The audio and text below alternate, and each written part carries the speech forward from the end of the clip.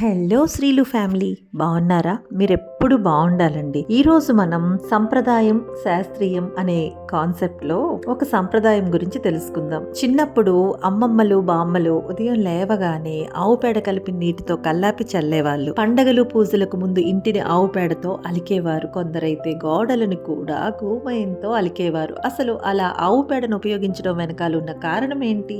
ఆవు పేడ నీటినే ఎందుకు చల్లాలి? కల్లాపి చల్లడం వలన గాలికి దుమ్ము లేచి ఇంట్లోకి రాకుండా ఉంటుంది అని సాధారణంగా చెప్తారు. కానీ దానిలో కొన్ని సైంటిఫిక్ రీజన్స్ ఉన్నాయండి. దేశవాళీ అంటే నాటు ఆవు పేడ, భారతీయ గోవు పేడని మాత్రమే అలా అంటారు. నాటు ఆవు పేడ కలిపి నీటినే కల్లాపిగా చల్లుతారు. నిజానికి భారతీయ గోవుకి చాలా విశిష్టత ఉంది. ప్రపంచంలో ఉన్న అన్ని గోజాతుల్లోకి భారతీయ గోవుకున్న గొప్ప శక్తి మరే ఇతర గోవులకి లేదు అనడంలో సందేహమే లేదు. ఆవు పేడ క్రిమి సంహారిణి, క్రిములను దరిచేరనీయదు, హాని కలిగించే కీటకాలను దూరంగా పంపేస్తుంది. అంతేకాదండి, దేశీయ ఆవుల మూత్రంలో పేడలో ఎన్నో ఉపయోగకరమైన మిత్ర క్రిములున్నాయి. కేవలం వాటి ద్వారా మాత్రమే మనం భూమిని సారవంతం చేయొచ్చు. 1 గ్రాము దేశీయ ఆవు పేడలో 300 కోట్ల మిత్రక్రిములున్నాయని శ్రీ సుభాష్ పాలేకర్ గారు రుజువు చేశారు. జెర్సీ ఆవుకు దేశీయ ఆవుకు ఎన్నో తేడాలున్నాయని కూడా ఈయన రుజువు చేశారు. దేశీయ ఆవు పేడలో మూత్రంలో ఉన్నన్ని మిత్రక్రిములు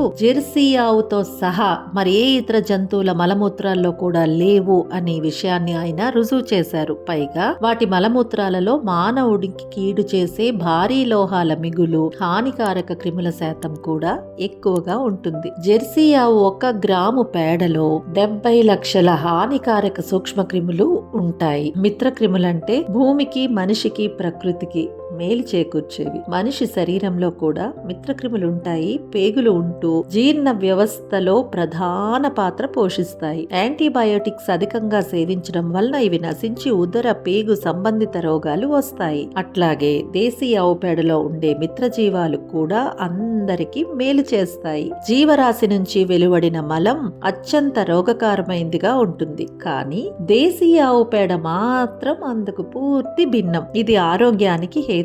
ఈ కాలంలో మనం రేడియేషన్ లో బ్రతుకుతున్నాం కదా, అది మన మీద అనేక దుష్ప్రభావాలని చూపిస్తోంది. ఆవు పేడ రేడియేషన్ పూర్తిగా నిరోధిస్తుంది. ఆవు పేడతో అలికిన ప్రాంతం రేడియో ధార్మిక శక్తిని నిరోధిస్తుందని రష్యన్ల పరిశోధనలో తేలింది. ఇంటి పై భాగంలో ఆవు పేడ అలికితే ఇంటి లోపలికి రేడియో ధార్మికత ప్రవేశించదు. అందుకే ఇప్పటికీ భారత్ మరియు రష్యా అణుశక్తి కేంద్రాల్లో రేడియేషన్ ప్రభావాన్ని నిరోధించడానికి, ఎదుర్కోవడానికి ఆవు పేడను ఉపయోగిస్తారని ఒక జంతు ప్రేమికుల సంస్థ వెల్లడించింది. అంతటి శక్తి ఆవు పేడకుంది. ఆవు పేడ యాంటీసెప్టిక్ లక్షణాలను కలిగి ఉంటుంది. పవిత్ర ప్రదేశాల్లో, వంటగదిలో, ఇల్లంతా ఆవు పేడను అలికేది ఈ కారణం చేతనే. అందువల్లనే ఇంట్లో వాళ్ళకి రోగాలు రావు. ఈనాటికి కొన్ని తెగలవారు బాలింతలకు జ్వరం వచ్చినప్పుడు చికిత్సకు ఆవు పేడనే వాడతారనే విషయం మీకు తెలుసా? ఆవు పేడను నీటిలో కలిపి చల్లడం వలన ఇంటిలోకి ఈగలు, దోమలు రావు. ఇన్ని విశిష్టతలున్నాయి కనుకే ఆవు పేడతో కల్లాపి చల్లుతారు. ఇల్లు అలుకుతారు హిందువులు. ఇల్లు శుభ్రం చేయడానికి వాడే ఫినాయిల్, ఇతర వస్తువులు మొదలైనవి శ్వాసకోశ సంబంధిత వ్యాధులను కలిగిస్తాయి. పాదాల పగుళ్లకు కూడా ఇవే ఒక కారణమని చెప్పుకోవచ్చు. కానీ దానికి భిన్నంగా ఆవు పేడ వాసన శ్వాసకోశ సంబంధిత వ్యాధులను నిరోధిస్తుంది. ఒక్క పేడలోనే ఇన్ని విశిష్టతలుంటే ఇక ఆవు పాలలో ఎన్ని విశేషాలుంటాయండి.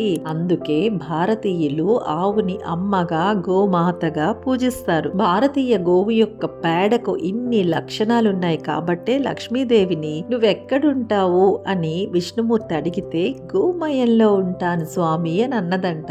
ఈ దండి మన కల్లాపి చల్లడం వెనక ఉన్న కారణం. నచ్చిందా? మీకేమనిపించింది? మీరేమనుకుంటున్నారు అన్నది నాకు కామెంట్స్ లో పెట్టి చెప్పేసేయండి. నచ్చితే లైక్ అండ్ అలాగే కనీసం ఒక్కరికైనా షేర్ చేయడం మర్చిపోకండి. ఛానల్ ని సబ్స్క్రైబ్ చేయలేదా? సబ్స్క్రైబ్ చేసి పెట్టుకోండి. మరెన్నో మంచి వీడియోస్ ని మీరు చూడడానికి, నోటిఫికేషన్ అందుకోవడానికి అవకాశం ఉంటుంది. సరేనా? మళ్ళీ మరో మంచి వీడియోతో మీ ముందుకు వచ్చేస్తా అండి. అంతవరకు సెలవు. Bye bye. నమస్తే. మీ శ్రీదేవి ఫ్రమ్ శ్రీలు టీవీ.